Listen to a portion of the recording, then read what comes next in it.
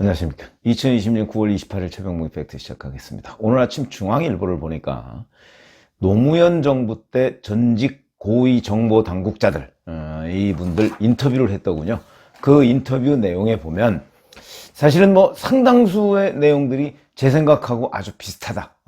이런 느낌이 들어서 과연 지금 문재인 정부가 노무현 정부를 개성한다고 해놓고 실질적으로 노무현 정부 사람들의 사고, 생각, 또는 일처리 방식 이런 거를 따라갈 수 있느냐 없느냐 이런 문제에 대해서 지금 한번 짚어보는 그런 시간을 제가 갖도록 하겠습니다. 우선 처음 사건 초기부터 지금에 오기까지 이 문재인 정부의 대응 방식에 대해서 노무현 정부 정보맨들 이 사람들이 비판하고 있는데 그 중앙일보 기자가 다 통화를 해서 거기에 기록을 해놨더군요. 물론 익명입니다. 왜 그러냐면 아마 실명으로 나서기는 좀 그렇겠죠. 그러니까 평가를 어떤 식으로 하느냐 이런 겁니다. 제가 이 부분을 한번 유튜브를 해드린 적이 있는데, 아니 친서를 교환할 정도면 그 친서 교환한 라인이 있는 건 아니냐. 그런데 왜 6시간 내지 5시간 동안 이 사람의 생존 사실을 알고 아무런 조치를 취하지 않았느냐, 적어도 그런 시도를 하지 않았느냐. 그 해양수산부 공무원의 생명을 잃지 않게 하기 위해서 어떤 시도를 했느냐 이런 얘기입니다.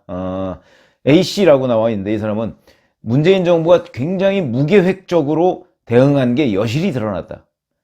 실종되면 한 라인이 가동되든 안 되든 간에 북측에 특별한 관심을 가져달라, 구조해달라 이렇게 요청하는 게 당연한데, 그래야 일종의 국민들한테 면피도 되고 남북대화를 여는 계기도 된다. 근데 그만큼 그런 걸 안 한 것은 현재 안보 라인이 무능하다는 것이다 이렇게 얘기를 했고요. 다른 정보당국자 이 사람은 아니 친서만으로도 사건 이전에 이미 한 라인이 살아있었다는 게 입증이 되는 것 아니냐. 코로나19 상황 등으로 해서 친서를 제3국을 통해서 이렇게 접수하고 이렇게 하기는 좀 어려웠을 것으로 보이는데, 그런 점으로 본다면 이건 국정원 팩스로 보인다 이겁니다. 국정원에 있는 직통전화 그걸로 이제 팩스로 보낸 것으로 추정된다. 근데 북한이 지금까지 서훈 전 국가안보실장, 국가정보원장, 지금 국가안보실장이죠. 그 사람에 대한 냉랭한 감정이 남아있어서 아마 청와대가 아닌 국정원을 통해서 친서가 오갔을 확률이 높다. 아무리 안 좋아도 한 라인을 통해서 반드시 상황을 확인하고 조처를 했어야 했다. 이런 비판을 하고 있는 겁니다.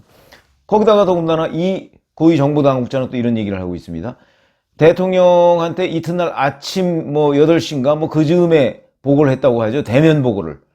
그러니까 서면 보고는 그 전날 22일 오후 6시 36분에 했다고 하고요.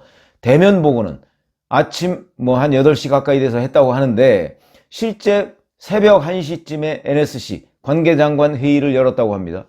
이 사람이 바로 그 문제를 제기하고 있습니다. 아니 새벽에 청와대에서 안보실장 주재로 관계장관 회의까지 열 정도면은 이게 엄청나게 심각한 상황이었다는 것은 적어도 장관들은 알았던 것 아니냐. 그러면 대통령을 깨워서라도 보고를 했어야지. 세상에 안보실 눈에는 대통령만 보이고 국민은 안 보이느냐 이런 얘기죠. 대통령의 잠을 깨울 수가 없다.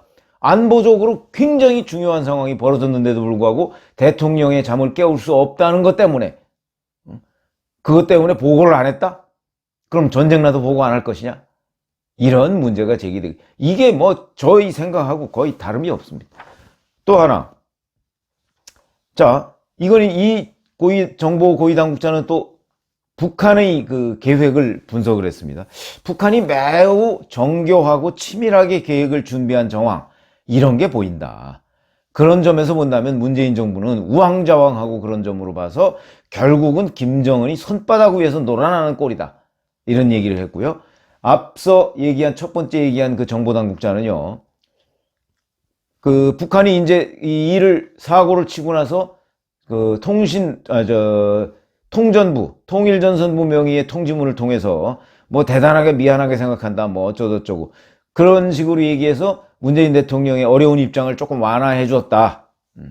근데 이 얘기는 이걸 또 반색을 해가면서 지금 문재인 대통령은 어제 NSC 회의를 주재하면서 자, 북한의 사과를 긍정평가한다. 이렇게 얘기했습니다.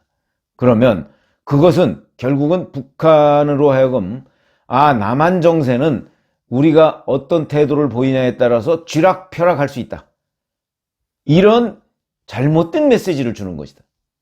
그렇기 때문에 본질은 본질대로 북한에 대해서 계속 요구를 한다. 뭐 이런 것으로 보입니다. 그러면서 왜 하필 통전부 명의로 전통문을 보냈을까? 이런 걸 눈여겨볼 필요가 있다. 아마도 향후 박지원 국정원장이 역할을 기대해 줄 것을 기대하면서 힘을 실어주기 위해서 우리 국정원의 카운터파트인 통일전선부 명의로 했을 수가 있다. 이런 분석을 내놨습니다. 그리고 이거는 또 완전히 다른 이제 정보당국자 얘기는 북한군이 사살 전에, 총격 전에 6시간 대기를 했지 않습니까? 이거는 현장 보고를 받은 북한 상부가 지시를 내리기 전에 아마 여러 가지를 고민했을 것이다. 그래서 사체가 떠내려가는 것을 막기 위해서 흔적을 남기지 말라. 이렇게 하면서 소강명령을 내렸을 것이다. 이런 식으로 분석을 했습니다. 그래야 코로나19 방역이란 정당한 명분을 내세우고 시신 훼손 문제에서 벗어날 수 있기 때문이다. 이런 식으로 했고, 또 이제 노무현 정부에서 군 정보 당국에 있었던 사람은 합참이 사살과 시신 훼손을 목격한 다음 날까지도 해군과 해경은 엉뚱한 곳에서 수색을 하고 있었다. 그러면 결국 해군과 정보 공유가 안 됐다는 얘기 아니냐. 이런 걸 지적하고 있습니다. 자, 그런데 북한이 조선중앙통신을 통해서 우리나라가 정상적으로 수색을 하고 있는 것을 영해 침범으로 규정을 하면서 엄중경고, 불미스러운 사건, 이런 것도 위협을 또 하고 나섰습니다. 이 얘기는 무슨 얘기냐면 북한이 주장하는 NLL과 남한이 주장하는 NLL, 이게 다르죠? 북한이 주장하는 NLL은 남한의 NLL 밑으로 이렇게 나와 있습니다. 그러니까 지금 자기들이 주장하는 NLL, 그것을 침범하고 거기에서 수색을 하고 있다고 해서 문제를 시비를 걸고 있는 겁니다. 그런데 그럼에도 불구하고, 근데 이게 우리가 주장이 아니고 과거부터 남북한이 다 인정해온, 북한도 과거에 인정했습니다. 우리가 설정한 NLL을. 이게 서해 해상 경계선이다 해서 인정을 했는데, 이것을 노무현 정부 때부터 남북 공동 평화 수역으로 하느니, 공동 어루구역으로 하느니, 이렇게 해서 NLL을 스스로 우리가 무력화시키는 바람에 지금은 북한이 주장하는 NLL, 남한이 주장하는 NLL, 이런 구분이 필요하죠. 사실상 노무현 정부, 김대중 정부 때까지만 해도 그냥 우리가 주장하는 NLL이 NLL입니다. 북한도 거기에 동의를 했으니까. 근데 그런 부분을 스스로 무너뜨렸다는 것도 문제인데, 지금 우리의 NLL에 가서 우리 공무원 피격 사건에 대해서 조사하는 것도 이런 식으로 지금 엉뚱한 주장을 늘어놓고 있는데, 자, 그런데도 북한이 이런 주장을 한 8시간 뒤에 청와대에서 문재인 대통령이 NSC 회의를 했죠. 그런데 이런 문제에 대한 반박이 전혀 없었다. 이런 것들이 또 문제입니다. 그러면서 북측의 신속한 사과와 재발 방지 약속을 긍정적으로 평가한다. 아니, 그러면 사람 죽여놓고 그냥 미안해, 그럼 끝입니까? 사람 죽인 문제에 대한 후속 조치가 필요한 거죠. 그런데도 문재인 정부는 지금 이렇게 얘기하고 있다. 이걸 지적하는 정보당국자, 고위당국자. 근데 그 사람들이 누구냐? 바로 노무현 정부에서 일했던 사람들이다. 이 얘기입니다. 그래서 여기에 또 하나의 어제 NSC 회의 결과에 문제가 있습니다. 자, 공동조사를 요청했죠. 남북 공동조사. 그런데 이 문제에 관해서 우리 국방부는 이미 확인됐다. 이렇게 발표한 적이 있습니다. 무슨 얘기냐면,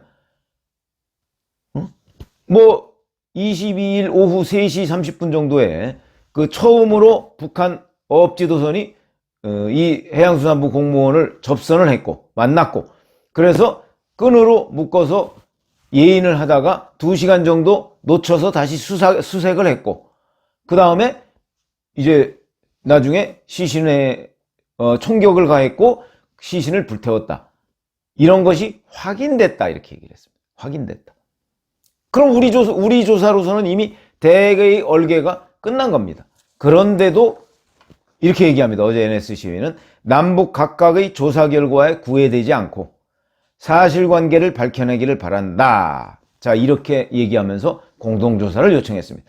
이게 사건의 본질에 관해서는 저는 이미 끝난 내용인데 왜 공동조사일까? 그러면 공동조사를 통해서 뭐 북한의 뭐 그 추가 사과를 또는 재발 방지를 뭐 우리가 담보를 받는다든가 뭐 이런 의도라면 뭐 그건 뭐 있을 수가 있는데, 우선 이거는 첫 번째로 우리가 느낌은 어떤 느낌을 받느냐면, 아, 우리 군이 확인됐다고 하는 발표는 못 믿겠다. 그러니까 남과 북이 같이 조사하자. 또 이런 메시지로도 들립니다. 엄청나게 잘못된 일이죠. 자, 그래서 제가 보건대는 우선 이 사건의 첫 번째 대응이 너무 우왕좌왕하고 있다. 군 당국이 우리의 관측 장비와 미군의 여러 가지의 정찰 정보 이런 것들을 종합해서 내린, 더군다나 그걸 아주 자신 있게 확인됐다고 했다면, 그렇다면 그 다음부터 남북의 공동조사는 요 차원의 공동조사가 아니고, 자, 재발 방지를 위한 회의 뭐 이런 것으로 나갔어야 된다. 우리가 확인하고 우리가 내렸던 판단이 옳다. 거기에 대해서 각종 근거가 있으니까 얼마나 자신 있었으면 그걸 확인됐다고 하겠습니까?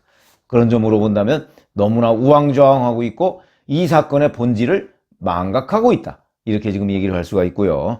그 다음에 또 하나는 바로 이 NSC 회의와 마찬가지로 지금 여당은 김정은이 한번 미안하다고 하니까 거기에 반색하면서 마치 피격 사건이 없었던 일처럼 지금 착각을 불러일으키게 합니다.